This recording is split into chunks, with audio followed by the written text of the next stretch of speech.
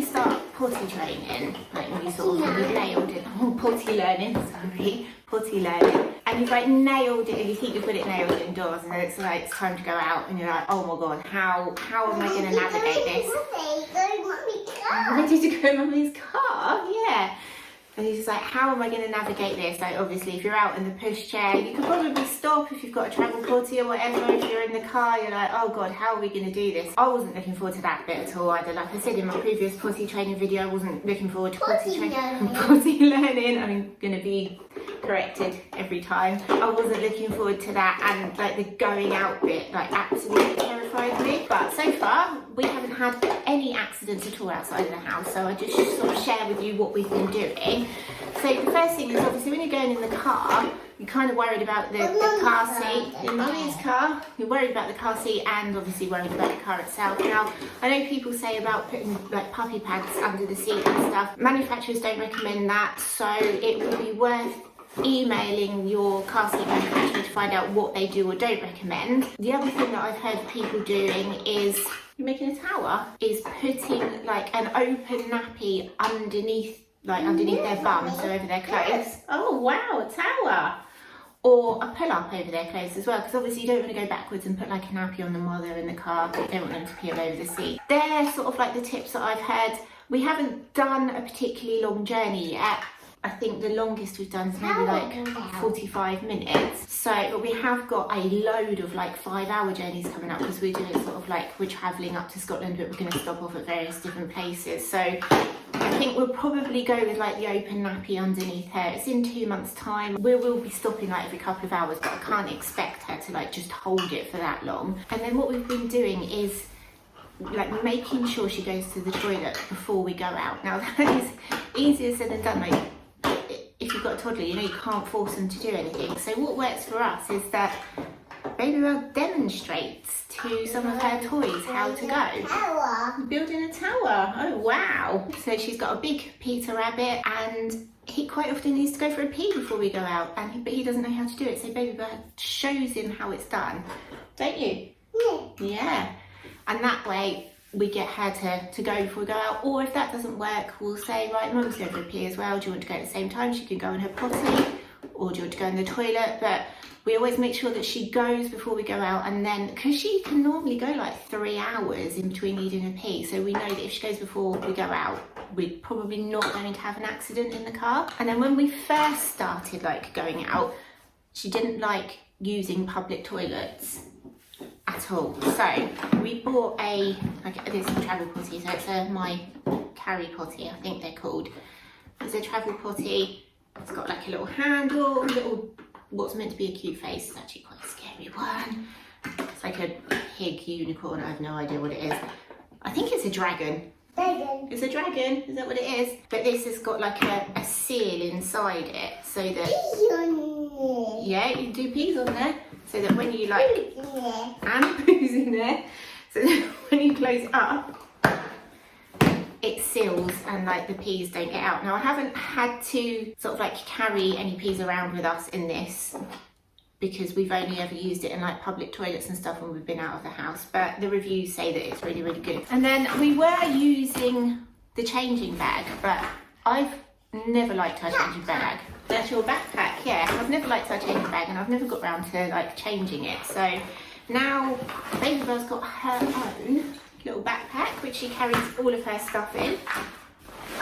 And this is like, so you get rid of like the nappy changing bag stuff, and then you have to have like the potty learning, toilet training stuff. So in Babybel's bags, potty training, potty learning. So in Babybel's bag we've got a wet bag. So she's only ever had like 2 accidents, but when she has done, her clothes have been absolutely soaked, and I think if we were out I wouldn't know how to transport it all home. So it's only small, but it's big enough to fit like her trousers, her socks and her underwear in if she was to have an accident, and then it just keeps everything nice and dry. And I'll link all of these things down in the Yeah, I'll link all of these down in the description below. A lot of this is from Amazon. We're just getting ready to go to soft play, so we'll take all of this with us. But we've got an entire change of clothes. So we've obviously got trousers, underwear, a top just in case, and socks as well, because it's one of those things you don't actually think about, but if they do have a pee accident, or even a poo accident, it does get on their socks. So I haven't got any spare shoes in there, but we've normally got like just a pair of Crocs that we chuck in there, so that she's got a whole new outfit. So even if like we are just coming home, can you do that quietly please? Yeah, so that even if we're like not staying out and we can come straight home, she's obviously needs something fresh to put on in the car or in the pushchair if she's walking. So we always take her an outfit, and it's probably a good idea to take an outfit for you as well, because it's amazing how far it gets, and like when you're trying to get them changed and everything, you can get pee everywhere. So it's always a good idea just to have like a replacement top as well. I haven't got one in here, but I think I'll put one in before we go out, because it would just be like sod's law if I'm talking about all of this and then it happens for the first time while we're out today. I've then got muslins. So when I bought these, like back when I was pregnant, I didn't realise that we'd still be using them when she was 2.5, but these are good for mopping up any spillages or wiping off any pee accidents before then wiping them down with actual proper wipes and getting them changed. Then got to some standard tissues, and so these are like the flushable Potty wipes they're called. So they're the flushable ones. So we try not to flush them if we can, because obviously I still think they're like, they block stuff up and everything, but we've got those there if we do need to flush them away. Like sometimes in public toilets there's not really any bins or anything, especially if you're out on the ones like outside when we go to the beach quite a lot. So we've got those, and then we've got like just normal wipes, and then we've got, so this is Vital Baby Hygiene Sanitizer Water. So we've just got like a little mini one of those, and this is just like, it's safe. It's like safe for them, so it doesn't like affect their skin, and if they were to like ingest it or anything, it's not harmful. So that's just literally for like spraying and wiping the potty down, so that we're not walking around with just like pee or poo potty. And then the last thing I've got in here is just some moisturising antibacterial hand spray. So this isn't open yet, that's why it's in Baby Buzz bag, because she can't actually use it. You okay, baby? Mm. So just that. So obviously after you've coming in here,